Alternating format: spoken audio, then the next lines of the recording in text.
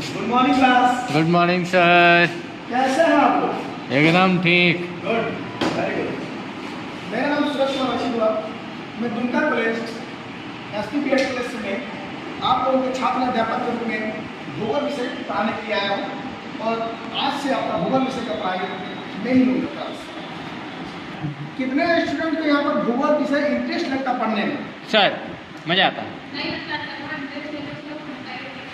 अच्छा, मुझे भी बहुत ही बेकार सब्जेक्ट लगता था ज्योग्राफी, बहुत ही बेकार। इस बाद में मेरा ये टीचिंग सब्जेक्ट बन गया। ये मैं कहीं बाद में बताऊंगा। आज आप लोगों को भूगोल में एक सब्जेक्ट पढ़ाऊंगा कि भूगोल आखिर विषय है क्या, भूगोल को पढ़ने से होता है क्या, भूगोल में आखिर क्या चीज़ पढ़ना होता है, भूगोल से उत्पत्ति क्या हुई, भूगोल का रिलेटेड क्या हमारे जीवन में, आज इसी के बारे में मैं चर्चा करूँगा। तो एनी स्टूडेंट भूगोल की परिभाषा को जानते हैं? आप ही दीजिए सर। देखिए, इसका शॉर्टकट एक परिभाषा है। आप अपनी आंखों से जितना कुछ देखते हैं वही भूगोल। जैसे कि हवा बह रही है, देख नहीं पा रहे, महसूस तो कर रहे हैं, ये भूगोल है, इसको पढ़ेंगे। पर्वत हो गया, पहाड़ हो गया, ज्वालामुखी हो गया, भूकंप हो गया, तारे हो गया, आकाश हो गया, अपनी आंखों से कुछ भी देखते हैं उसे हम लोग भूगोल कहते हैं। जैसे कि भूगोल सब्जेक्ट का मतलब ही होता है क्या, देखिए भूगोल, ये भूगोल दो शब्दों से मिलकर बना है, भू प्लस गोल। भू का मतलब आप सबको जानते हैं, भू का मतलब क्या है, पृथ्वी, धरती, और गोल का मतलब क्या है, गोल। पृथ्वी क्या है, गोल है। हम लोग बच्चों नहीं पढ़ते थे बच्चों, देखिए मम्मी करती धरती गोल, पापा करते हैं चांद गोल, कोई करता है सूरज गोल, हम करते हैं धरती गोल, चांद गोल, मम्मी करती है सूरज गोल, पापा करते हैं चांद गोल। पढ़े हैं? तो ऐसे ही सब्जेक्ट है भूगोल।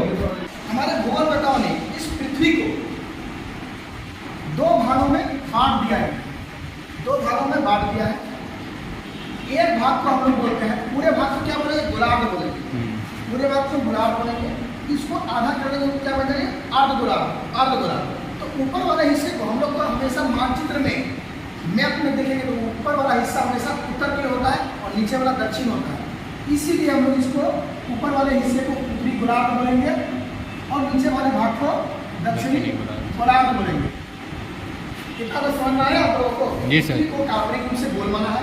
भूगोल बताओ, इसको बीचों बीच एक रेखा खींची है, उस रेखा का नाम, काल्पनिक रेखा का नाम रख दिया क्या, विषुवत डिग्री, जिसको हम हिंदी में विषुवत रेखा बोल सकते हैं, या उसको और एक नाम है इसका भूमध्य रेखा बोल सकते हैं। भूमध्य रेखा, भूमध्य रेखा मतलब क्या, भूमध्य धरती, मध्य में बीच, पृथ्वी को बीचों बीच काटेंगे उसको हम भूमध्य रेखा बोलेंगे।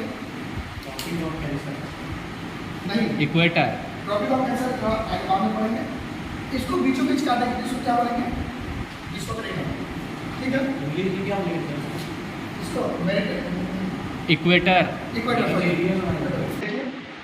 इसको 0 डिग्री हो गया। ठीक है, उसके नीचे 0 डिग्री से फिर 1 डिग्री स्टार्ट होगा, 2 डिग्री, 3 डिग्री, 4 डिग्री, 5 डिग्री, ऐसा करते करते हमारा पृथ्वी 23.5 डिग्री झुका हुआ, इसलिए 23.5 डिग्री को मुख्य माना है।